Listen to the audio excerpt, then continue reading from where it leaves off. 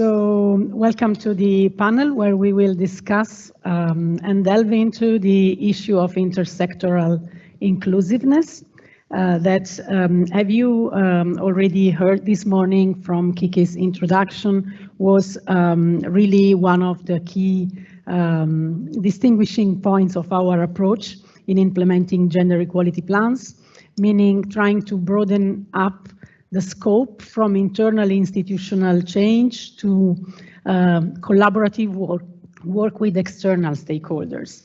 So we started really from some basic assumptions, looking at gender inequalities as something that is a systemic problem that really spreads from one layer of society and one system to another, and therefore needs for collaboration. Collaboration at many different levels, universities and research institutions that collaborate with their broader innovation ecosystems, therefore looking from higher education and research towards the innovation sector and society at large. This implies applying gender and intersectional lenses to this implies also redefining how the way we conceive innovation, the way we conceive these ecosystems, and we will hear from our panelists about how this can practically be put in place. Basically, we really believe that change is not a solo activity, not only at the level of your own individual institution, where you need to collaborate with many internal stakeholders, but also looking outward, so to speak. So the intersectoral inclusiveness approach to GEPs implementation is really a call to partnerships and alliances that link research and innovation with a multi-stakeholder perspective. And these are indeed the topics that we will look into, how we can make this a reality and how gender equality plans can also be collaborative practices. We'll try to reply to these questions with our distinguished panelists, and thanks all of you for being here. We have here Sophia Ivarsson. Sophia is a PhD researcher, gender and innovation expert at Vinnova. That is the Swedish innovation agency. She's leading the program on gender and diversity for innovation at Vinnova, as well as the strategic program for AI for gender equality.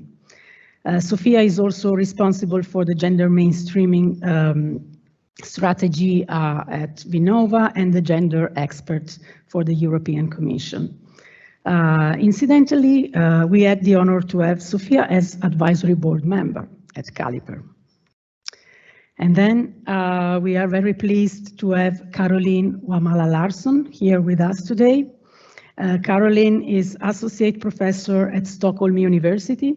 She has a PhD in gender and technology from the Luleå University of Technology. She is the director of SPIDER, independent center for inclusive digitalization that benefits all. She coordinates those research programs at SPIDER since 2015 and has a wide experience of managing bilateral collaborations with universities even beyond Europe, in Cambodia, Uganda, and Tanzania. Caroline has been also, among many other projects, one of the partners of the Equals EU sister project that aimed to build capacity in gender inclusive innovation in Europe and partner countries worldwide. So you can see there is really a red thread. And last but not least, welcome to Carolina Wienand-Sagaret. Carolina has been working from 2016 until today as a project and team leader at the Fraunhofer Gesellschaft headquarters. And since 2021, she's a researcher in the departments of politics and society at the Institute for Systems and Innovation Research at Fraunhofer. She completed a master's degree in Latin American Studies with focus on social sciences and gender studies at the University of Cologne, and her master thesis was on masculinity and gender-based violence in Central America. Carolina is currently engaged in the Horizon Europe Inspire Equality Center of Excellence project, and she's also, again, incidentally, coordinating the external evaluators team of the CALIPER project. So welcome to all the three of you. We can really start entering into our topics, we would begin with Sophia. And I have different questions for each of you. With Sophia, we wanted to interact about how the concepts and practice of innovation change when we bring an inclusive, gender equality and collaborative perspective into the picture. So at Vinnova, you have mobilized an interesting concept, the norm critical innovation concept.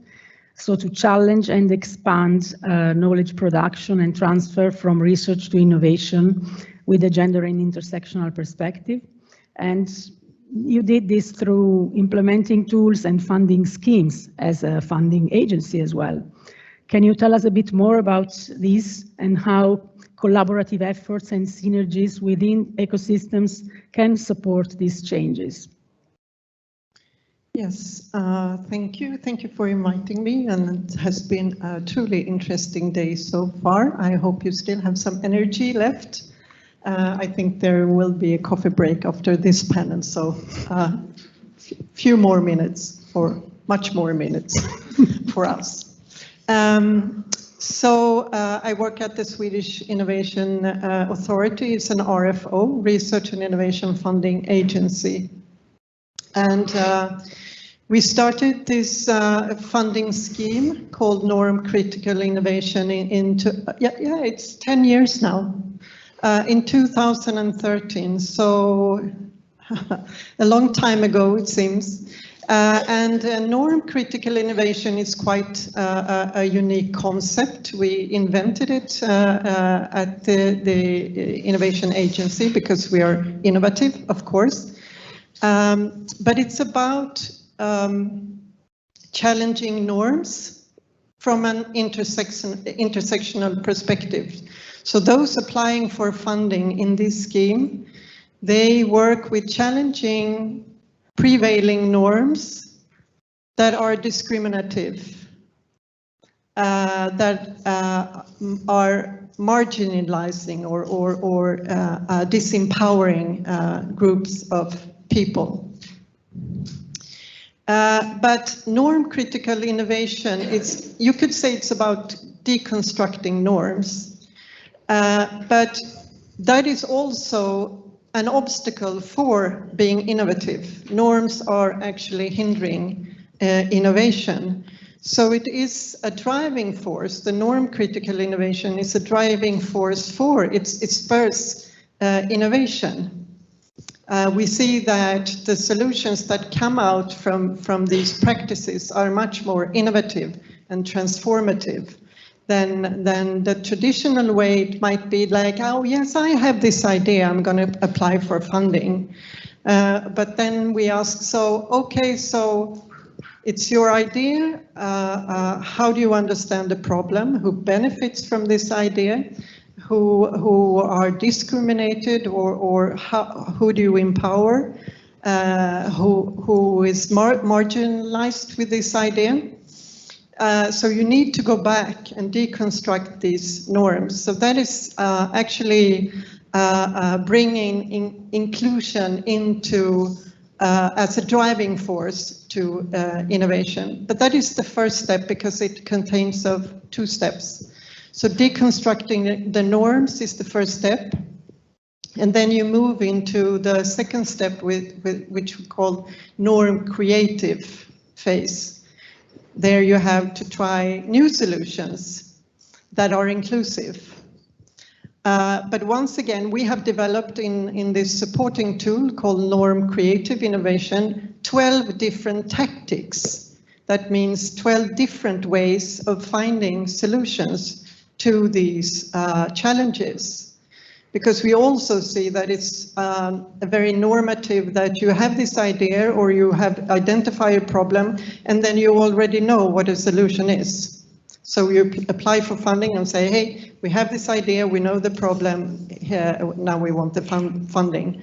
But with this norm creative phase, you have to really iterate, you have to go back and forth and to really try different kind of solutions before you decide on what is the right way to go here. And we see that it's often the case that the applicant states, well, our solution is for everyone. It's the solution, it's the one size fits all. So it's very inclusive, or it's gender neutral. So everybody can use this, or it works for everybody. But sometimes you actually have to make your solution specific or target specific groups. It doesn't need to be or should be inclusive all the time.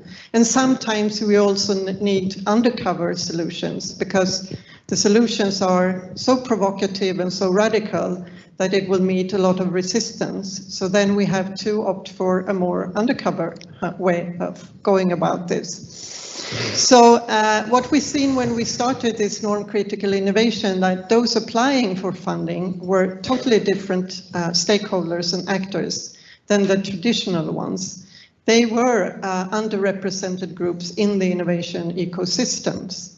And they were partnering with there were a lot of applicants from feminist NGOs, civil societies, gender researchers, of course, research on intersectionality, social sciences, public sector. What we saw that the big industries or the big companies in Sweden, they were a bit reluctant. They were afraid that this approach would be bad for their businesses. So we had to really work with having the big companies applying for funding in this scheme. We have now, since 10 years back, Volvo. I think you all know Volvo and Volvo cars and Volvo trucks as one of those industries that are working with norm critical innovation. And when they started to do this norm critical foresights with their trucks. So in the future, with the trucks, who are actually the truck drivers? And I don't know if you've seen the commercial with Jean-Claude Van Damme doing the split, spreading the legs over two big, shiny, brand new Volvo trucks. And then they were doing this norm critical prototyping and they said, oh my God, the future truck driver will probably come from a LGBTQI community with a background in ping programming. It will not be the kind of truck driver that we have seen before. With the self-driving trucks, they will just be there coding and working with their startup businesses. So Volvo is one of them that eventually worked with norm critical innovation. But one of the fields, I would just name two of the fields that we see have had a lot of uptake on this norm critical approach, and that is the healthcare sector, but also those working with urban planning, city plannings, for example. Many architect bureaus today in Sweden, they work with norm critical visualization of the cities and the citizens. How do we actually understand a city from a norm critical or intersectional perspective?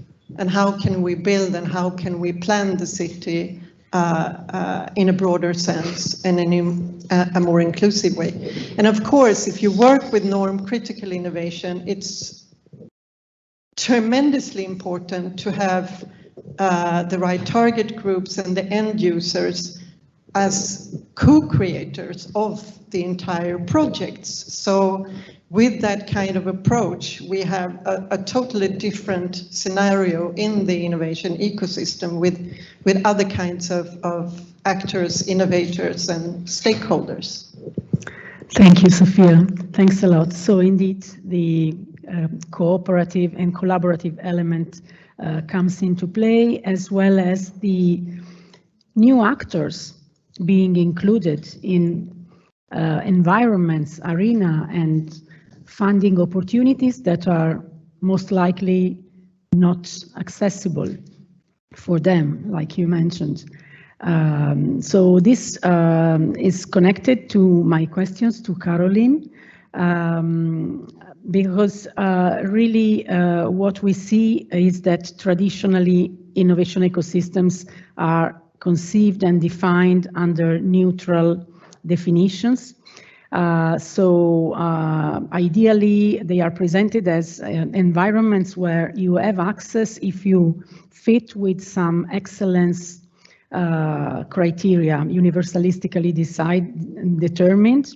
But then we see that often only big players are considered part of those innovation environments, and prevailingly male-dominated sectors are included and considered, while gender, civil society, NGOs, social economy sectors tend to be kept outside.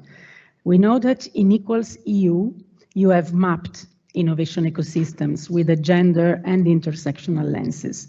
So we would like to hear from you, how does a gender sensitive and intersectionally sensitive map of research and innovation ecosystems look like? What types of innovations then can be fostered by these new collaborations, and how actors can join forces to promote change?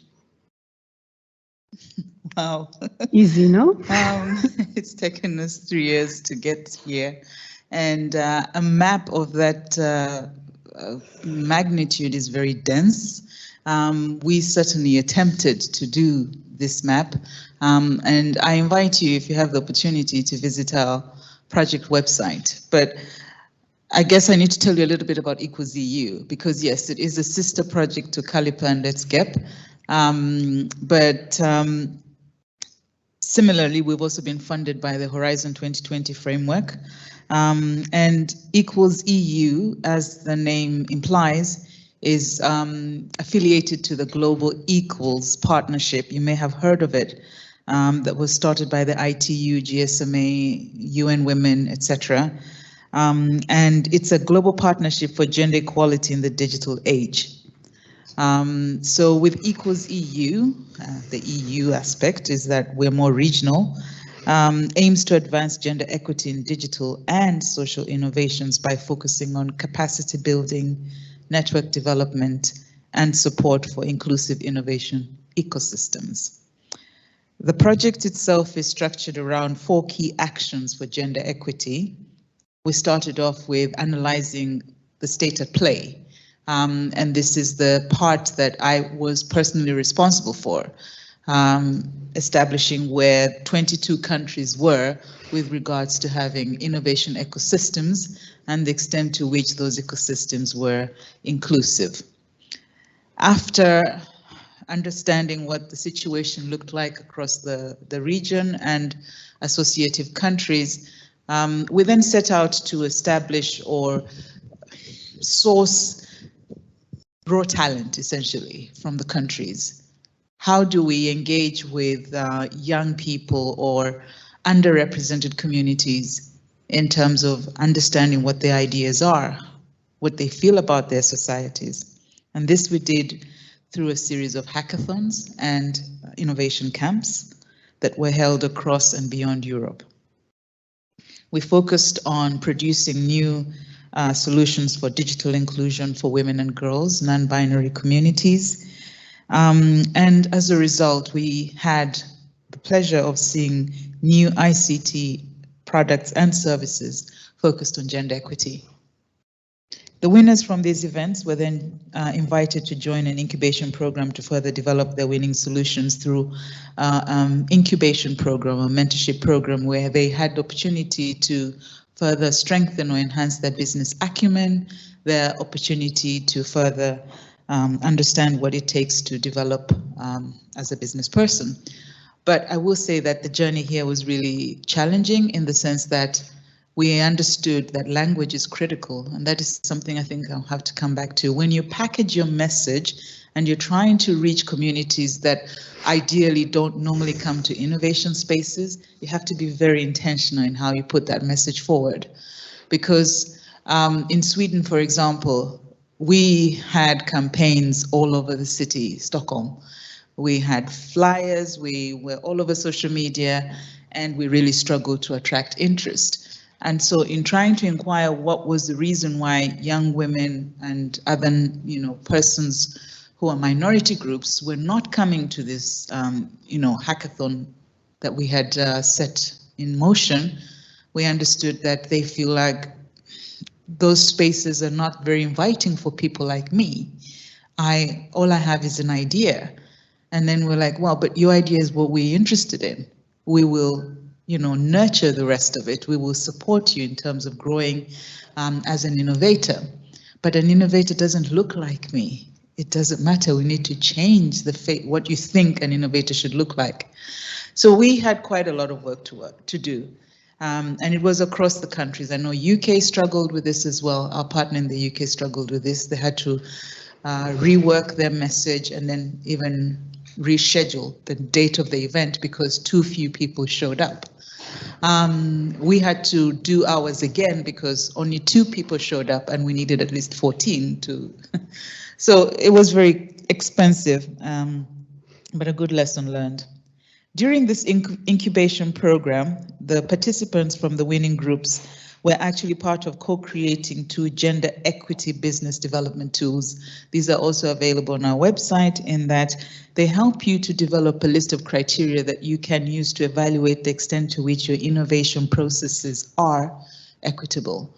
I could go on and on about those tools, but the time doesn't allow.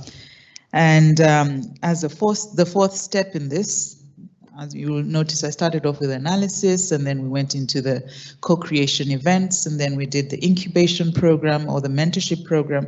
And then lastly, this June, we had a 3 weeks summer school of professional development boot camps, where we traveled to Riga, Geneva, and then Valencia, Spain, with our winners so that they could, spend an intensive time with experts with the solutions that they had come up with. But what this exercise underscored for us, because we're in the final stretch of our project, we end now in December, is the importance of fostering multi-sectoral collaborations where global partnerships do play a pivotal role in guiding, supporting, and even overseeing national, regional, and individual efforts to create gender-inclusive innovation ecosystems. Put simply, we require more regional and cross-border collaborations to facilitate peer-to-peer learning and exchange of experiences. That map that we talked about really showed the influence of global and international entities in driving the development of inclusive innovation ecosystems. Because the maturity levels of gender-inclusive innovation ecosystems vary widely among countries, but what multilateral organizations such as the EU, UN, what they do is they really support the change within these countries, specifically through funding, because most of the funding does come with stipulation and requirements for promoting gender inclusivity. And these seem to have a positive impact, at least on some of the initiatives that we saw at country level. And then if you look at the fact that we're in a post-pandemic landscape, we need to recognize the crucial importance of ensuring universal access to digital opportunities and enabling everyone to actively shape their digital futures.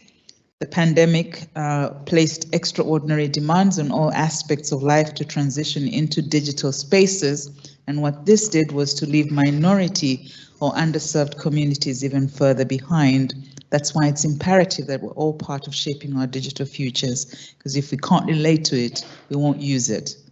Therefore, inclusive innovation ecosystems must be intersectional, encompassing diverse perspectives and addressing the unique challenges faced by different communities. If I wrap up quickly here, this dynamic we particularly noticed during the hackathons and innovation camps, and yes, we can discuss all day why the word hackathon is problematic, in the sense that it was through the teams that we saw, we could see a rich diversity when it comes to the representation that could be identified. In many countries, the events were extended into the weekends or were deliberately scheduled on weekends to facilitate broader participation. In Sweden, our collaboration with a community-based organization allowed mothers to bring their children. We provided daycare services, granting delegates the space to brainstorm. Notably, their images capturing moments of a mother with her baby attached to her chest. Is it called a baby beyond? And she's actively contributing by doodling notes on walls and tables while her child is securely tied to her. And even the proposed solutions in themselves were tailored to address the needs of minority groups. For example, in Norway, the app that was developed with the platform was called MAD, Making a Difference, and the platform connects Thai women, offering support in their search for jobs. I love the word MAD. In Latvia, the app or the platform is titled 365 Mother's Day, designed for pregnant women and young women to connect together and share experiences. 22 of these solutions are also available on our website, so I won't go any further because we can, yeah. We can check. Yeah. Thanks a lot, Caroline. You saw there is a red thread also with the other panel, the previous panel on intersectionality, that is really inherent to when you try to change, expand, redefine innovation. And that's inevitable. So far, we have focused more on how to push the boundaries of ecosystems to bring into actors that are not usually there, or potential users or citizens who are normally not being engaged. With Carolina Wienand Sagare, we are now back to the how change is promoted, we could say, with the usual suspects in a way, because we would focus on the private sector actors. Even this is not an homogeneous sector, right? There are different type of players, but normally they are inherently part of research and innovation ecosystems definition. They are important as funders of applied research. They play a role in technology transfer. They are potential employers of STEM researchers, sometimes competing with universities to attract these talents. We wanted to ask you how are you working with gender responsive innovation with private sector actors? Or within innovation clusters in general, and through the dedicated knowledge hub that you are establishing within the Inspire Center of Excellence project. Yeah, thank you, Maria, for the question, also for inviting me. Yeah, when I think about funders, I think about how Fraunhofer is financed. I won't ask you what Fraunhofer is. I know you know Max Planck, so you should know what Fraunhofer is. But maybe you don't know the competition. No, not competition at all. Just because we are two German organizations. But maybe you don't know the Fraunhofer model, but because this is very unique for applied research actually in Germany, but also in Europe, because the Fraunhofer model consists practically of 3/3 of funding schemes. So there's 1/3, which is basic funding, which is provided by the Federal Ministry of Education and Research. And there are 2/3 that are not basic funding. One is from public finance, can be European Commission, can be also German federal state governments. And the other third is industry funding. So actually, we receive 1/3 of our revenues from the industry directly from companies through contract research. And this is something I want to mention, because with this we realize that companies can really drive somehow the direction of innovation in society and in the industrial development. And maybe they don't know even how big the influence is of them. Especially when we mention technology transfer as well, we have to realize that if we collect the needs of the companies, because generally I talk about Fraunhofer again, but what we do is contract research. They ask us to develop something, a process, a technology or a service, and then we collect directly the needs of the industry. And then of course the transfer back to society, to the industry, is just natural. This is something I think that is relevant when we talk about funding. Of course, it is not the classical funding we talk about when you talk about funding organizations, but this is funding that is coming directly from the companies. And I think there is also, when it comes to staff exchange, there is also a very obvious reason why people might move from academia or from research institutes to companies, because at least in Germany, there is a huge gap in salaries between academia and companies. So there could be very obvious economic reasons why people would move at a certain stage of their career to the industry. And also the industry operates mostly with not limited work contracts. So this is another very attractive reason why people might not stay in academia forever. But when it comes to gender responsive innovation communities, as you're asking your questions, it becomes harder to find these people that are really related to work in gender-related topics. And the influence companies might have in applied research really depends on their engagement in gender-related topics. And this is a big challenge still. But having said that, we are seeing that there is an increasing openness to it. And we have observed this already, for example, in eco-innovations, because we were in another project, the Super Mario project, which was also funded by the European Commission. And we realized that these companies and eco-innovations and green technologies are more open to gendered innovations, actually. And this is also a topic of my PhD, actually. Another practical example, because you mentioned the CALIPER, the Inspire Center of Excellence. We will be hearing more details about the project later by Rachel, who is coordinating the project, but I just want to give you a little bit of information about the work package in which we are involved, which are the knowledge and support hubs. So this Center of Excellence in general aims at inclusive gender equality in research and innovation, and developing innovative tools across European institutions in the private sector. Well, in the private sector as well, but there are 4 knowledge and support hubs we will be working with. And they are all focusing on different topics. So there is one about intersectionality, which is very relevant as we have for today. But there are also others in widening context and JEP development. But the ones in which we are involved, the last one, the Knowledge and Support Hub number 4, we call it KSH, the abbreviation, is about innovation. And we focus on the private sector, and we want to look at the private sector, how they can implement gendered innovations and gender responsive community work.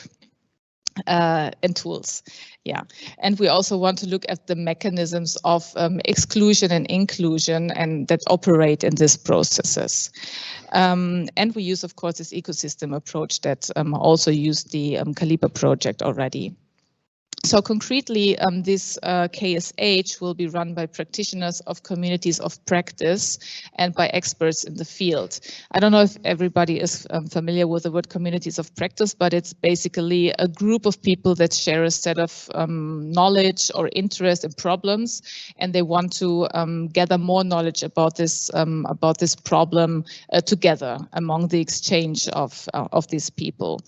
And these COPs, community of practice, they generate practice-based knowledge by addressing the key issues of the knowledge and support hubs that we will be working with. And yeah, and the aim is to bring practitioners from the private sector together, but also funders. So institutions that really fund gendered innovations in the private sector. And yeah, the result is actually that we gather all this information and knowledge, and that we can bring it over to to decision makers, to policy makers, and not only in the private and the public sector, but also to funding organizations. And yeah, so this way we want to create somehow more equal and more inclusive gender innovation context in Europe. And yeah, I can already say that it's still very challenging because we have already been in the COP creation. So we were looking for the communities of practice, and it's very hard to include the companies in this process. So I just can say openly that if you look for universities, it's very easy to really create a whole community of practice with 5 actors in this field, and in the companies, it's very hard to get them. We're looking more at the medium enterprises, of course, but because at least in Germany, medium enterprises are the most common that are represented, but it's very hard. So if you might know someone that is interested, get in touch. Thank you, Carolina. So thanks a lot for all your insightful reflections and presentations. And yeah, we wanted also to share now a few key learning points from the CALIPER project, and also the LeTSGEPs. If you had the chance to take a look at their posters, you could probably spot that these collaborative elements was very much also featuring LeTSGEP, I believe. So very briefly, in CALIPER, we worked on many different levels. We started the initial assessment phase with a gender-sensitive mapping of research and innovation systems at each university. It was quite effortful. We used social network analysis tools, and we're looking at the existing partnerships that each organization had in place. It was interesting anyway, because it helped us to spot certain gaps, like women-led projects with external stakeholders in certain institutions were much more on third mission, for example, and much less on more resourceful type of collaborations. And this was a very initial step. Then we included in the assessment a series of areas that are normally not taken into consideration. Transfer to market or transfer to society initiatives, spin-offs from universities, third missions activities, and collaboration with schools. We tried to detect the gaps and inequalities at all these levels. And of course, we engaged with external stakeholders within the initial co-creation phases of the JEPs. Basically, we have identified a bit of value points in this collaboration and partnership approach. There is an element that is related to getting knowledge and getting expertise from external stakeholders that can complement particular areas where the JEPs teams are maybe lacking at a certain point. We found this was particularly the case for knowledge and expertise on intersectionality, for example. Several of the partners tapped into external stakeholders, particularly NGOs, to this point. And then, as also Giovanna was mentioning earlier, there is a sort of policy diffusion element that comes into place, meaning when you collaborate with other partners, you influence each other, the leadership levels can be sort of positively triggered, you know, by seeing that there are important and strategic partners working with us on these topics. And then there is a sustainability element, because you can even come to a point where you pool resources on actions that are related to inclusive gender equality. But then, of course, there are also challenges, time and efforts that are needed, different organizational cultures, languages, maybe diverging agendas as well. That can be the case. Competing for talents, as sometimes also Carolina was mentioning. So let's say these were the overarching learning points we came through, and several good and promising practices were also implemented by the partners. I give a few examples, really just the titles, and then I invite the partners to stand up and say more or make questions, pose questions to our panelists or comments. The Rustaveli Shota Funding Agency in Georgia set up a collaborative Women Scientists Award with many local national stakeholders. They collaborated with UN Women Georgia, so the multilateral agency that Caroline was referring to, and the Ministry of Education of the country to set up gender mainstreaming in education platform at the national level. The University of Zagreb and the Faculty of Electrical Engineering, they were strongly working in inter-academic peer collaboration with other Croatian universities to share their knowledge on JEPs. So you don't not only tap into external stakeholders' knowledge, but you can even transfer yours, of course. And this was triggered by the Horizon Europe JEP requirement as a policy dynamic overall. ESR University in Turkey, they set up different collaborative research projects and had a series of training courses for their staffs where gender expert NGOs were training providers. At ULB here in Belgium, a big Green Light for Girls event was launched and made possible thanks to collaboration with an NGO from the city, and together they managed to attract girls with diverse socioeconomic and cultural backgrounds to STEM discipline workshops, so to in the future increase the number of students in these areas.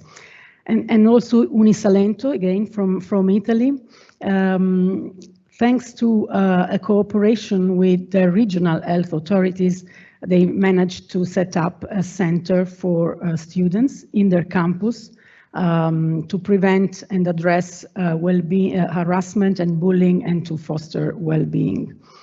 And from the LeTSGEPs partners, we were referred that the Institut de Sciences de Mar from Catalonia set up a network, quite an impressive network of equality committees gathering 124 institutes, centers and units, where they again shared and enhanced mutual learning on inclusive gender equality, how to respond to difficulties in implementing JEPs, and all the knowledge behind.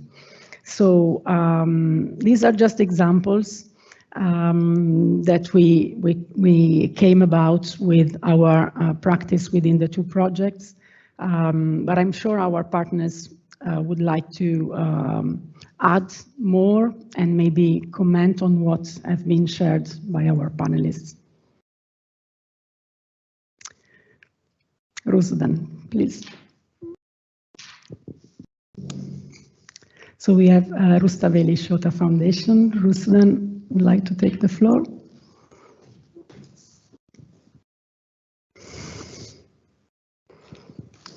Thank you very much for this great opportunity.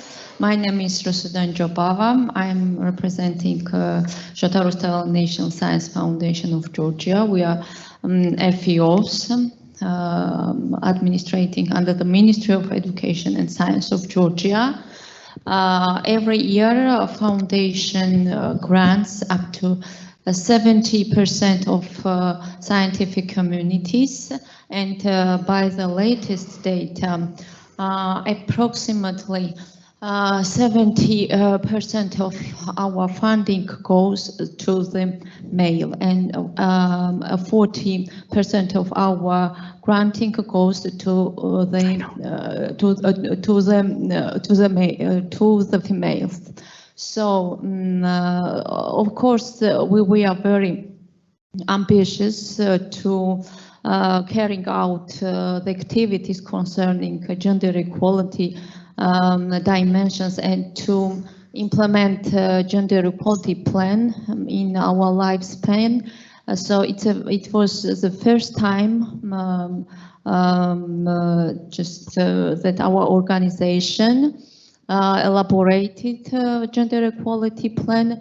We set up several activities based on 6 components.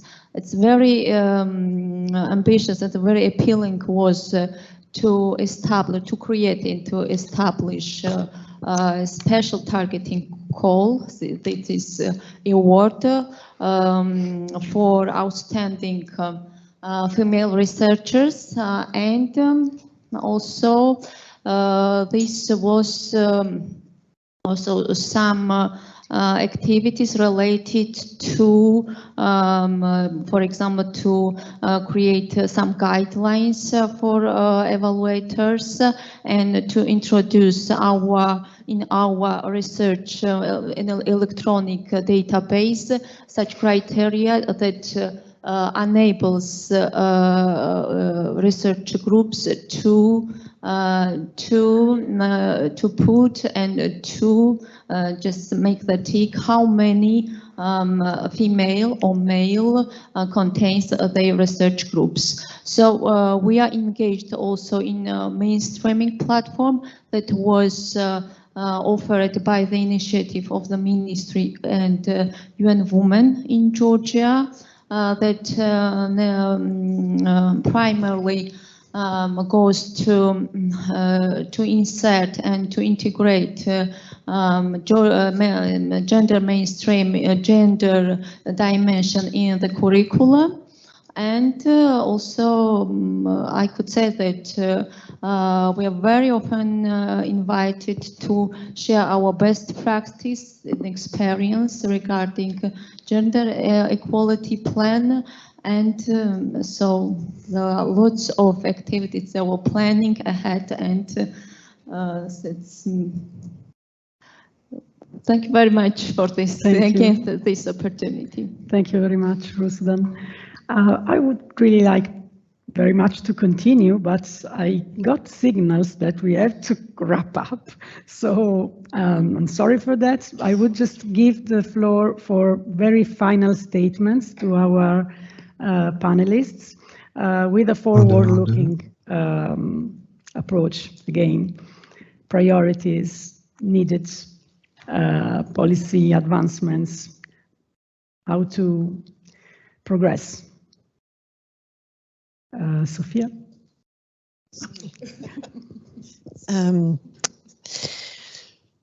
Policies, so sorry, you said policy advancement, progress, priorities. Well, I would really like to see more funding schemes that are focusing on these issues, of course, because I see that it's an effective way of actually attracting or including a broader stakeholder actor engagement. So that is, I mean, you're welcome to copy this. However, I could just say that every time that we have launched a call in norm critical innovation, we have media writing about it in quite a negative way. So you have to have a lot of courage, and you have to be very sure of what you are doing and not being.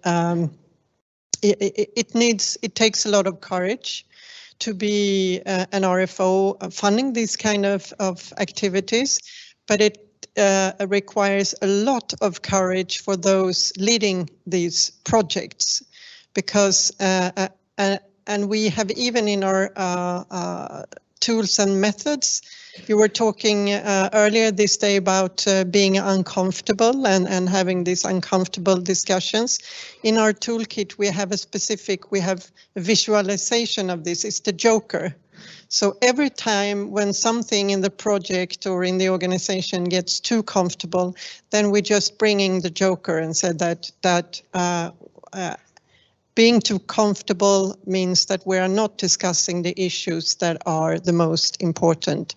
So I encourage you to look more closely into these practical tools and engage in them. Thanks, Sophia.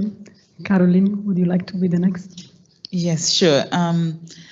I appreciate the mention of funding. I think what we have realized, at least within our project, is almost the expectation that if it is women primarily working with gender, they should do it for free. And this is rather annoying, sorry. There's a lot of free labor that we tend to invest in this work, and I think that needs to stop. We won't get anywhere because they'll think, oh, it's just, yeah, it's free work anyway, so what's the value? So funding, resources are critical for us to move forward. Metrics, we need to measure equality, inclusivity, intersectional identities and whatnot. We need those metrics to show us the picture. That's why I really appreciated Victoria's statistics at the beginning of her presentation. We need more of that to sort of offer that shock value. And then language, something I mentioned earlier.